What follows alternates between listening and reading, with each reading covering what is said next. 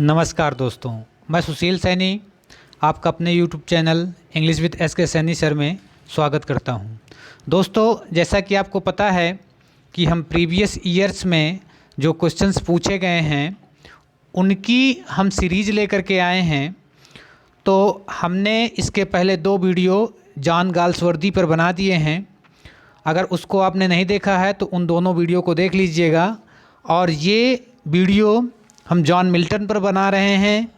लगभग इसमें 100 क्वेश्चंस रहेंगे, जिसमें से 33 क्वेश्चन इस वीडियो पर डिस्कस करेंगे और इसके बाद भी हम नेक्स्ट वीडियो बनाएंगे इन्हीं पर।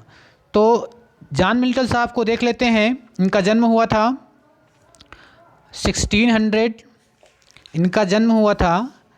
1608 में और डेथ हुई थी 1674 में। तो हमें इस बात को ध्यान देना है कि इनके डेट ऑफ बर्थ भी पूछी जाती हैं, तो इसलिए इनको भी याद रख लीजिएगा। चलिए स्टार्ट करते हैं। First question, John Milton's magnificent ode on the morning of Christ's nativity was written when the poet's age was 21 year. इसका राइट आंसर है 21 ईयर। और जब ये लिखा था वो सन था 1629 में। तो उन्होंने 21 ईयर के एज पर ode on the morning of Christ nativity लिखा था। Next question, De Doctrina Christiana casts doubt on the orthodoxy of. तो ये किस ऑर्थोडॉक्सी पर लिखा गया था? तो ये था, इसका राइट आंसर है पैराडाइज रिगेन्ड, और जो कि ये टीजीटी 2004 पर पूछा गया था। तो अगला क्वेश्चन देखते हैं। One of the following poets was nicknamed the lady of Christ by his fellow undergraduates, spot the correct name of the poet. ये पूछा गया था टीजीटी 2009 पर और इसका राइट आंसर है जॉन मिल्टन। जैसा कि आपको पता है कि जॉन मिल्टन को लेडी ऑफ द क्राइस्ट नाम से उसके फेलो बुलाते थे। Question number 4, when the assault was intended to the city is a sonnet written by. आपको पता है कि ये सॉनेट जॉन मिल्टन के द्वारा लिखा गया था। ये राइट आंसर है और ये टीजीटी 2009 पर पूछा गया था। चलिए नेक्स्ट क्वेश्चन देखते हैं। On the morning of Christ nativity is a या एन। तो on the morning of Christ nativity ये क्या है? तो यह एक हमारा ओड है। ये क्या है? ओड है और ये टीजीटी 2009 पर क्वेश्चन पूछा गया था। अब 6 नंबर देखते हैं। Which of the following is a work of Milton. In work में से कौन सा मिल्टन का वर्क है? तो आपको पता है ये नोअम आर्गनम ये नहीं है, इंडीमियम ये भी नहीं है, प्रोथालेमियन ये भी नहीं है। तो इनका राइट आंसर है डी डॉक्ट्रिना क्रिस्टियना। ये जॉन मिल्टन के द्वारा लिखा गया है। अब क्वेश्चन नंबर 7 देखते हैं। Who calls Milton God gifted organ voice of England. तो God gifted organ voice of England Milton को किसने कहा था? तो ये कहा था टेनिसन ने, और ये क्वेश्चन पूछा गया था टीजीटी 2009 में। तो अगला क्वेश्चन देखते हैं। Question number 8, one of the following works of Milton is a prose work. Milton के वर्क्स में से कौन सा वर्क प्रोज में है? तो आपको पता है एरियोपॉजिटिका प्रोज में है। इसमें फ्रीडम ऑफ द प्रेस बताया गया है, प्रेस की स्वतंत्रता के बारे में। अब क्वेश्चन नंबर 9 देखते हैं। Milton's Paradise last. अब मिल्टन का पैराडाइज लास्ट क्या दर्शाता है, क्या शो करता है? तो वो है is notable for its autobiographical passage. तो पैराडाइज लास्ट में इसमें ऑटोबायोग्राफिकल पैसेज पाए जाते हैं, यानी ऑटोबायोग्राफिकल एलिमेंट्स पाए जाते हैं पैराडाइज लास्ट में मिल्टन के। अब क्वेश्चन नंबर 10 देखते हैं। Who is the hero of paradise last? Paradise last का हीरो कौन है? तो पैराडाइज लास्ट का हीरो एडम है। और ये क्वेश्चन पूछा गया था टीजीटी 2009 में। और कई बुक्स में इसमें थोड़ा विरोध भी है। कुछ लोग एडम को मानते हैं और कुछ लोग मानते हैं सैटर्न को, कि सैटर्न ये पैराडाइज लास्ट का हीरो है। आप इसको और क्लियर कर लीजिएगा, पर लेकिन इस पर माना गया था एडम को। अब नेक्स्ट क्वेश्चन देखते हैं। Milton's Paradise Lost has been praised for its. Milton का पैराडाइज लास्ट जो है किस चीज़ के लिए जाना जाता है, किस चीज़ के लिए उसकी प्रशंसा होती है? तो वो है उसकी ग्रांड स्टाइल के लिए। ग्रांड स्टाइल के लिए पैराडाइज लास्ट जाना जाता है। और ये क्वेश्चन टीजीटी 2009 में पूछा गया था। अब 12 नंबर देखते हैं। Samson Agonistes by Milton is a play. जो मिल्टन का सैमसन अगोनिस्ट है वो एक प्ले है, ड्रामा है, और ये एक ट्रेजेडी है। ये क्या है? ट्रेजेडी। और ये टीजीटी 2009 में पूछा गया था। अब देखते हैं question number 13। They also serve who only stand and wait, this line occurs in. ये लाइन किस पर आती है? They also serve who only stand and wait. तो ये लाइन ऑन हिज ब्लाइंडनेस पर आती है। मिल्टन का ऑन हिज ब्लाइंडनेस जब आपने पढ़ा होगा तो उसमें आपको मिली होगी। और ये क्वेश्चन टीजीटी 2009 में पूछा गया था। अब क्वेश्चन नंबर 14 देखते हैं। From which book has it been taken? किस बुक से ये लिया गया है? To be weak is miserable, doing और सफरिंग। ये जो लाइंस हैं ये किस बुक से ली गई हैं? तो ये पैराडाइज लास्ट से ली गई है। To be weak is miserable, doing और सफरिंग पैराडाइज लास्ट की लाइन है। और ये टीजीटी 2009 पर पूछा गया था। और क्वेश्चन नंबर 15 देखते हैं। Which of the following is a pastoral poem by Milton?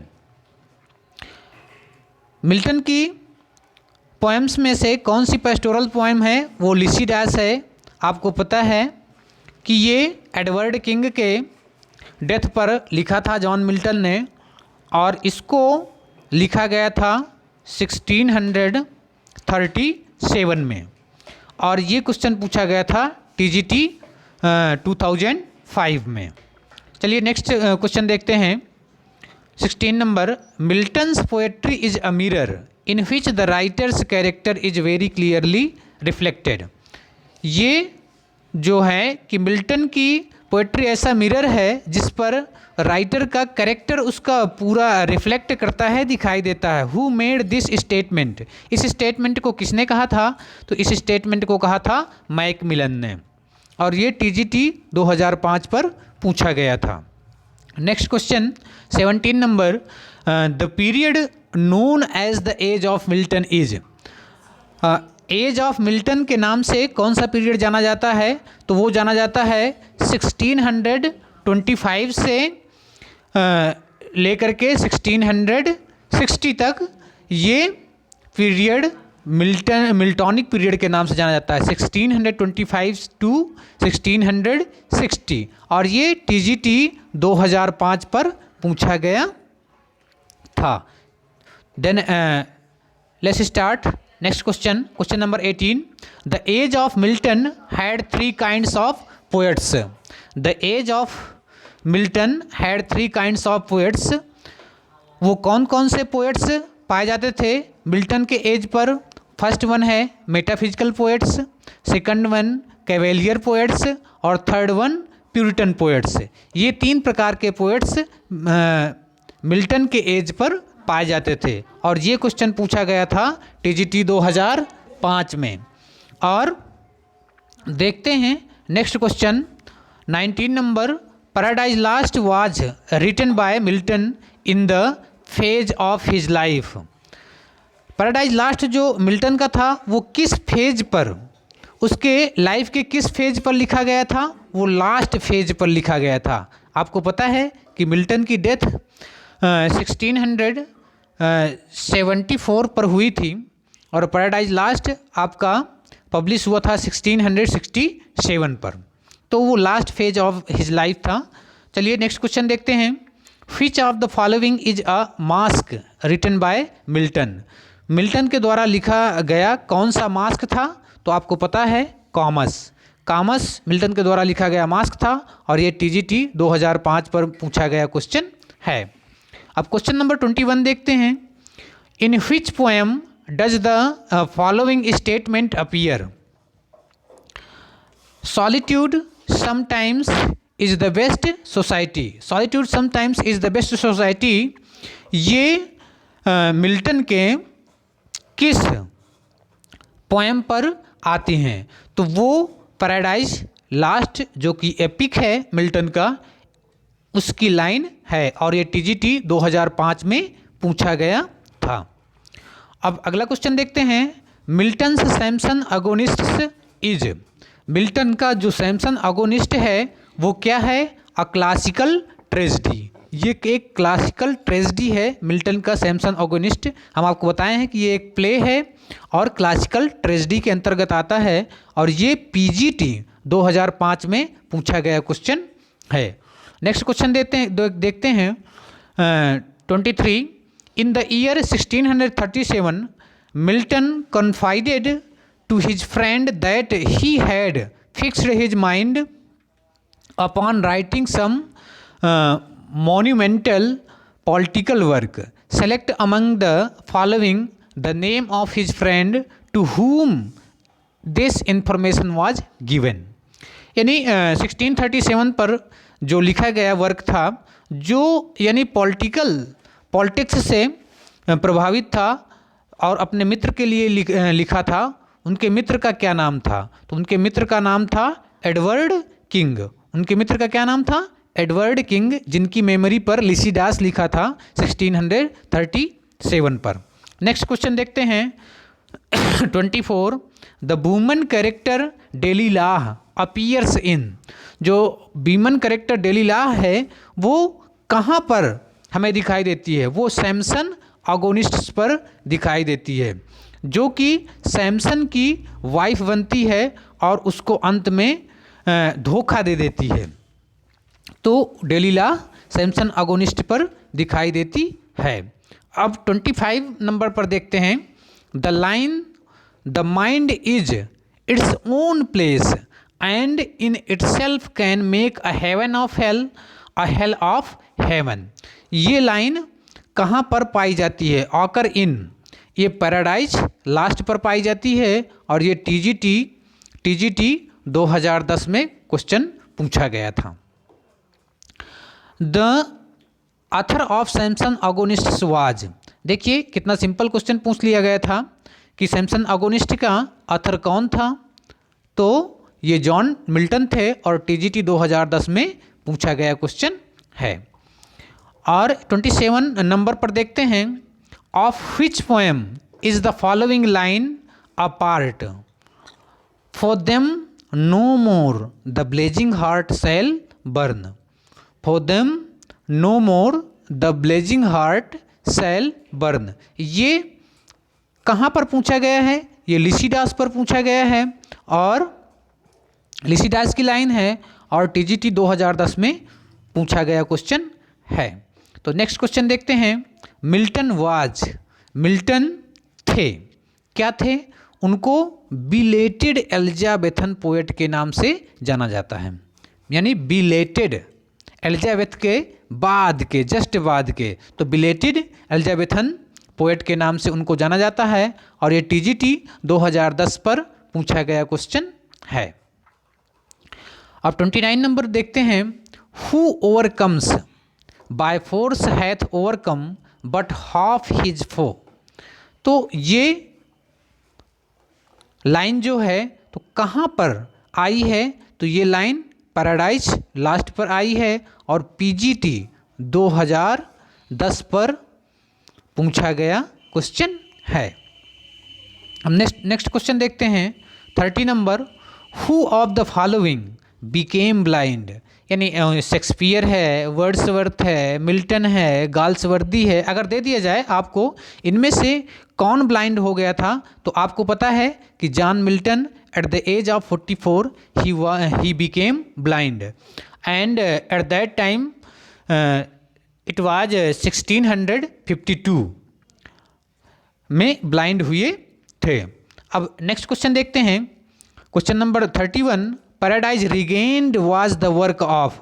Paradise regained किसका वर्क है? आपको पता है कि जॉन मिल्टन का वर्क है और ये टीजीटी 2004 में पूछा गया था और ये जो पेपर कैंसिल हो गया था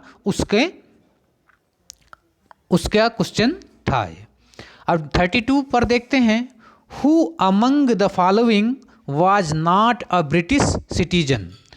इनमें से ब्रिटिश सिटीजन कौन नहीं था? यानी उस पर दिए हुए था William Shakespeare, Wordsworth, John Galsworthy. ये आपको पता है कि ये सभी ब्रिटिश सिटीजन थे। तो कि उस पर जो कैथरीन फ्रैंक था, तो ये ऑप्शन सही था और कैथरीन फ्रैंक को हमने आपको दे दिया है। अब लास्ट क्वेश्चन देखते हैं आज का, who among the following started his writing first. यानी इनमें से अपनी राइटिंग किसने फर्स्ट में स्टार्ट किया, सबसे पहले स्टार्ट किया था? तो उसमें था विलियम शेक्सपियर। मान लिया गया, ले लिया जाए वर्ड्सवर्थ ले लिया जाए, मिल्टन ले लिया जाए, गाल्सवर्दी ले लिया जाए, शेक्सपियर ले लिया जाए, तो आपको पता है कि विलियम शेक्सपियर सबसे पहले के हैं, इसलिए इन्होंने ही सबसे पहले नेचुरल है कि स्टार्ट किया होगा अपनी राइटिंग। तो ये रहा दोस्तों आज का वीडियो। और वीडियो अगर आपको पसंद आए मेरा, तो इसको लाइक करिए, शेयर करिए दोस्तों के साथ और प्लीज़ मेरा चैनल सब्सक्राइब करिए और अपने सुझाव कमेंट बॉक्स पर अवश्य लिखें। Thank you for watching my video. Thank you.